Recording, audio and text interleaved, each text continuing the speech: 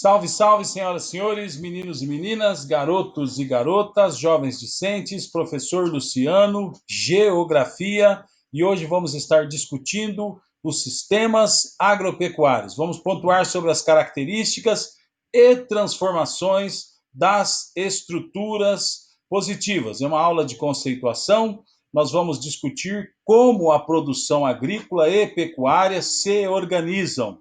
Não vamos nos esquecer que a agricultura e pecuária são atividades dos nossos setores econômicos, faz parte do nosso setor econômico e, consequentemente, movimentam uma grande monta financeira.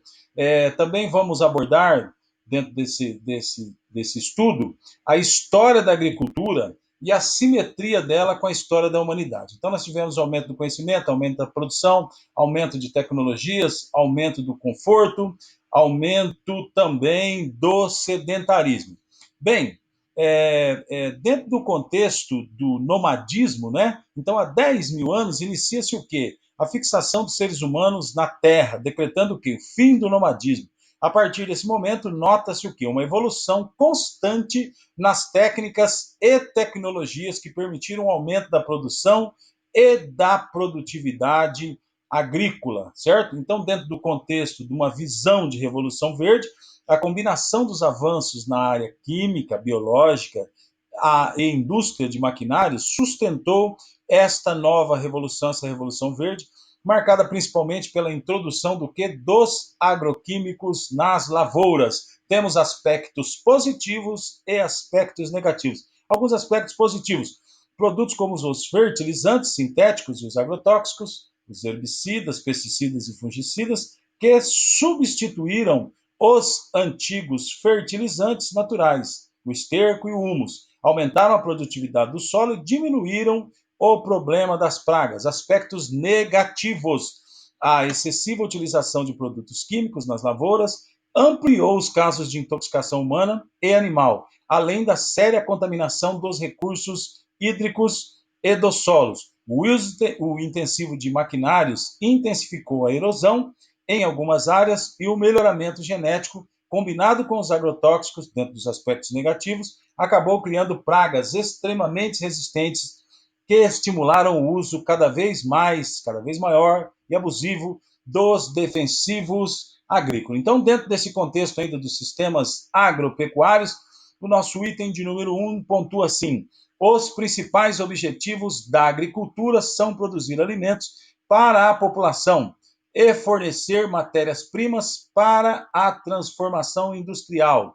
Como já pontuado, apesar da grande concentração de capital no mundo, é sabido que o que se produz de alimento no mundo daria para sustentar, para alimentar toda a população.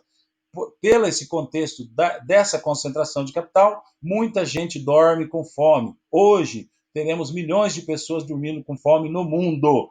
Ainda dentro desse pensamento, está descrito aqui os principais objetivos.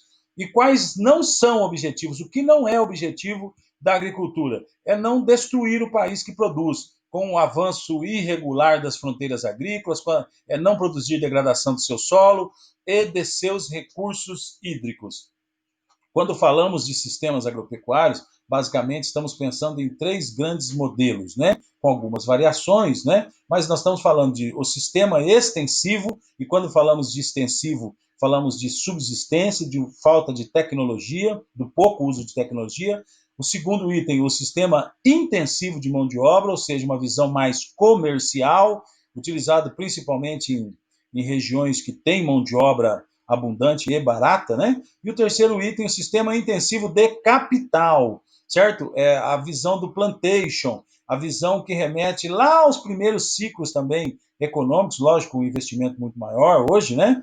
Mas essa concentração de capital, essa organização que vem lá da ideia do momento dos impérios, que perpetua até os dias de hoje. Bem, discutindo um pouco mais sobre o sistema extensivo de agricultura, então não conta com investimentos de capital e de tecnologia. Economicamente, é um sistema que apresenta baixa produtividade.